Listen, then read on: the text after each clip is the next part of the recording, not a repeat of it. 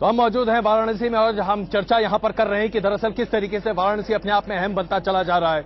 आपको एक बार फिर बता दें कि वाराणसी में आज किसी भी घाट पर आप टेलीविजन शो नहीं कर सकते, क्योंकि प्रशासन का मानना है कि यहां पर भावनाएं बड़ी उत्तेजित हो रही हैं। क्या वास्तविकता यही है या ये सिर्फ प्रशासन का खौफ है? जाहिर सी बात है, लेकिन हमें इस पार्क में ये शो करना पड़ रहा है।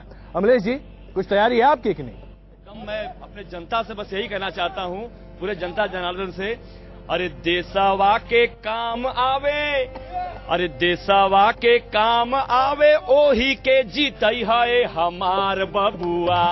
अरे देशवा के काम आवे, ओही के जीतई है हमार बबुआ।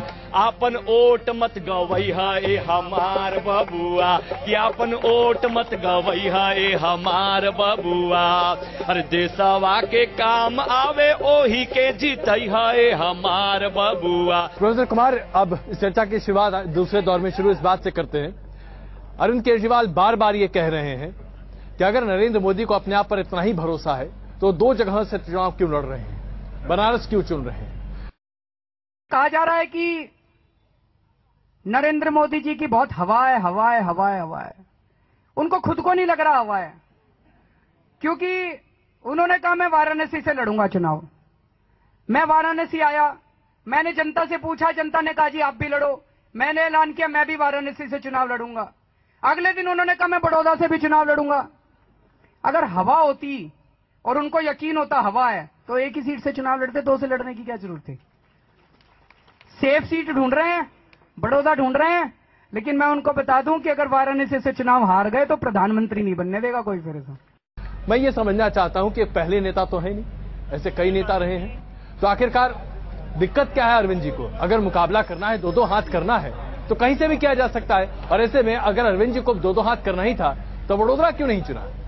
देखिए, एक तो चुनाव के बारे में हम सबको ये ध्यान देना चाहिए कि ये कोई दंगल नहीं है, ये दो दो हाथ चार चार हाथ का मामला नहीं है। किसी की टोपी नहीं उछालना है, किसी की हाफ पैंट नहीं उतारनी है। ये सवाल है राष्ट्र निर्माण का। और इसमें अरविंद ने खाली एक स्वाभाविक सवाल पूछा, जैसे उनके बारे में पूछा गया कि भाई आप दिल्ली के मुख्यमंत्री थे, आपने क्यों छोड़ दिया, क्यों लोकसभा में लड़ना चाहते हैं। वैसे ही स्वाभाविक सवाल है जो जनता के तरफ से आ रहा है, अरविंद ने उसको स्वर दिया है। कांग्रेस इसलिए नहीं कर सकती कि इसके पहले इंदिरा जी दो जगह से लड़ चुकी थी जी। और भी नेता हैं जिनको अपनी जमीन पर भरोसा नहीं रहता है हालात की वजह से, या हो सकता है कि वो अपने प्रभाव को, भारत को वो उत्तर और पश्चिम में बांट के देखते हो। गुजरात में अगर वो लड़ेंगे तो बनारस पर धमक नहीं होगी, इसलिए अगर बनारस में लड़ते हैं तो फिर बनारस से जो एक बड़ा जबरदस्त राजनीतिक सांस्कृतिक केंद्र है और भारत की सांस्कृतिक राजधानी भी है, यहाँ से लड़ेंगे तो शायद यहाँ से बंगाल और उधर जम्मू कश्मीर तक असर डालने में आसानी होगी। ये नरेंद्र जी का अधिकार है कि दो जगह से लड़े, वैसे ही जनता का अधिकार है कि पूछे कि कहो भैया हमारे ऊपर भरोसा नहीं करत हुआ का। पट्टी बांध के आंखों पे हटाकर रोशनी दिख जाए और कहना सब कुछ बदल गया, ऐसा नहीं होता। काम करना पड़ता है। जो अरविंद जी ने शायद अवसर मिला और अच्छी मात्रा में 28 सीट जीतना ऐतिहासिक बात है, सबने बधाई दी, लेकिन सरकार चलाने में नाकाम रहे।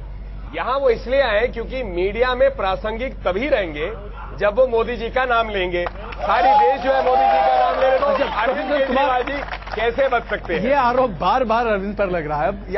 आप लोग कुछ तो इसका बचाव कीजिए भाई। देखिए, क्या है ये? हम तो क्या वाकई में मीडिया में बना रहना बहुत जरूरी है? नहीं, मीडिया में तो हम आना नहीं, हमारा आना बंद हो गया था।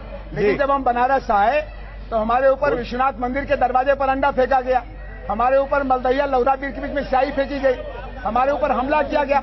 अगर श्री नरेंद्र मोदी के ऊपर अंडा फेंका जाएगा तो वो भी सवाल में आएंगे। उन पर कोई थप्पड़ मारेगा वो भी है। हम जब हमले में पड़ेंगे, हमारे ऊपर जब प्रहार आएगा तो हम जब इस समय के हालात में हैं, वो कत्ल भी करते हैं तो चर्चा नहीं होता, हम भी बढ़ते हैं तो हो जाते हैं बदनाम। अच्छा रिपु जी, एक बात बताइए, आपके प्रशासन के तहत यहाँ पर अरविंद जी के ऊपर ये सब तमाम सब कुछ हुआ, कहने को तो भले आम आदमी पार्टी कहती है कि शायद बीजेपी की तरफ से प्रोत्साहित है, लेकिन भाई आपकी नाकामी भी तो है। आपने भी तो मदद की उनको लोकप्रिय बनाने में।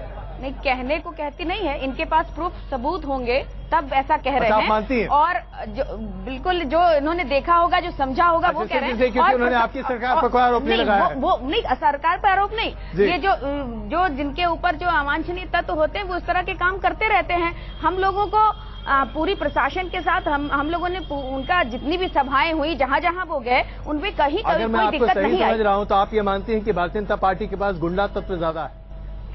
सर, जब भी सरकार बनी है, जब भी सरकार बनी है, क्या दंगे नहीं होते हैं? और जब भी उनकी सरकार, एक मोदी मॉडल की बात केवल करके आप केवल भाजपा की सरकार को सही साबित नहीं कर सकते।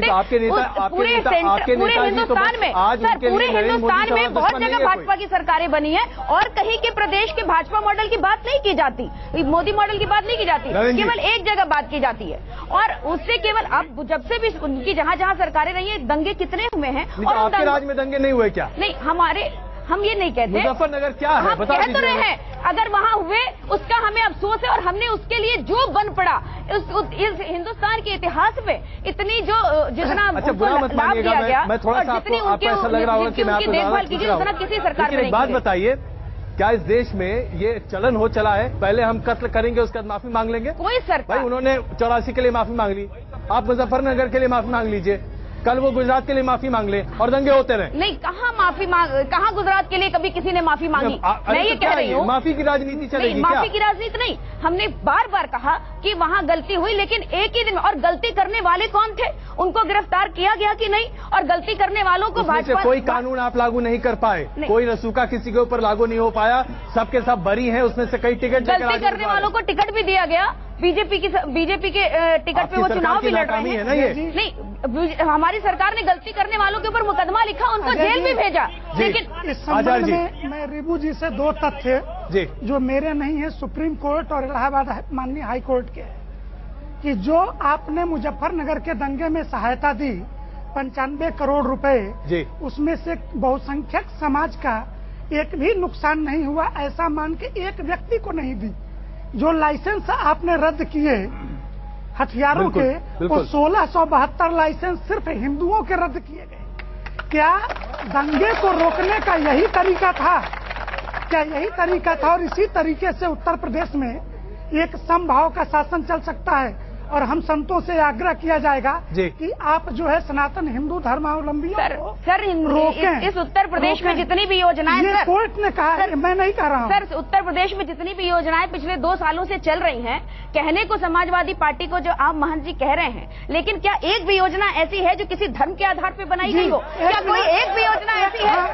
आपकी जो कन्याधन योजना है सर, 20,000 रुपए सबको दी जाती योजना है कि स्पष्ट रूप से इस पूरी पीड़ा में रिबू जी खुद फंस गई, क्योंकि ये इस दिशा में लेती जा रही थी इस चर्चा को।